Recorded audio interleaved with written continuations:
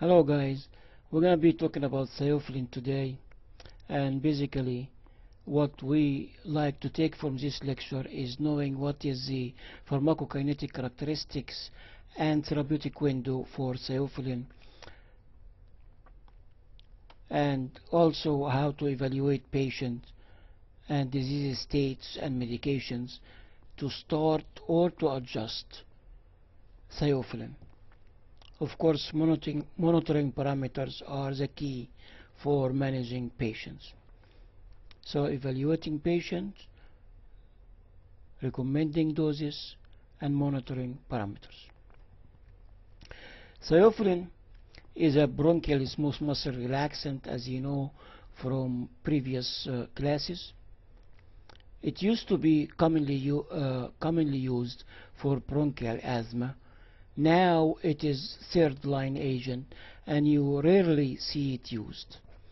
And the popularity really diminished because of the inability to adjust dosage well, and the increased number of drug interaction and disease interactions, as you will see from this lecture. However, occasionally you may see patients receiving Theophylline. We don't use it IV anymore as we used to see. So the oral dosage is probably what you will see if you encounter patients taking this medication. These are the key parameters with therapeutic window of 5 to 15. It used to be 10 to 20, and this is where the therapeutic windows becomes dynamic, where it changes because at higher level some patients start to show toxicity at level between 15 and 20. So it was cut down 5 to 15. When it is used for sleep apnea, it's less than that, or maybe 5 to 10. The bioavailability is 100%. The problem here is with the salt, and that's what you're going to see, is that the S fraction vary based on the formulation that is used: tablet, capsule, elixir, and so on. The clearance is 0.04 liter per kilogram per hour, and that comes to about 0.96 liter per day. But this is not a fixed number, as drug interaction or disease interaction will impact that clearance, and there are so many of these. That's why I have DI factor. So 0.96 liter per day times DI factor. The average half-life, if no interactions exist, is about 8 hours. So in 2 days the patient normally reaches steady state. Okay. As you see from these slides, the drug is available as tablet, capsule, elixir, or suppository and IV. All kind of strengths.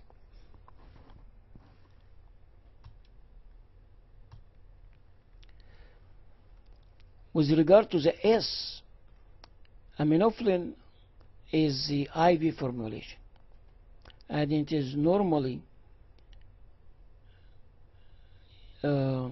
provided with a consideration of S as 0.8,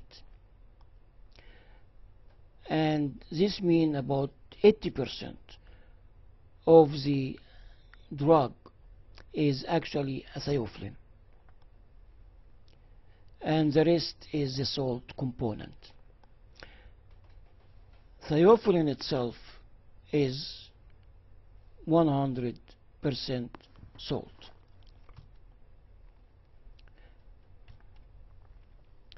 The disease states that affect clearance and the factors are indicated here, and as you see, smoking increase clearance by 60%. So if a person is a smoker, you will take 0.96 as clearance, multiply time 1.6, and this will be the population clearance for this patient. You will use that clearance to multiply it by the desired level, for example 10, and you multiply by the S and the F, and you'll get the daily dose. If the patient is having congestive heart failure, the normal clearance will not be used here, as the patient will have 50% of that clearance value. So as you can see from this list, cystic fibrosis, pulmonary edema, viral illness, hepatic cirrhosis impact clearance.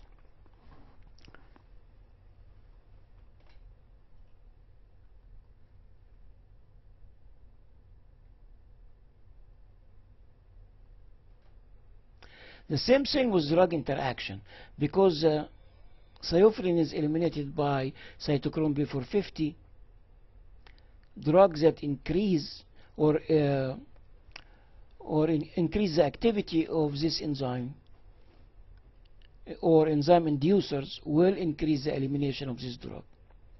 And that's why there was a lot of research on these drugs, and it was these drugs, everyone is quantified as whether it increase or decrease clearance, and a factor is produced to us. So if a patient, for example, is taking phenytoin and you start them on Theophylline, then you will have to increase the dose, because the clearance will be 1.6 times the normal.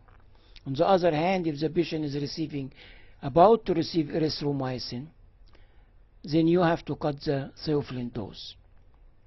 And there is a famous case where erythromycin was prescribed to a child who is receiving Theophylline, and the dose was not adjusted, and the patient eventually had brain damage and died. And the pharmacist was found liable, since he had access to knowledge and information and databases where he was flagged and he was supposed to adjust the dose or recommend adjusting the dose, and this did not take place.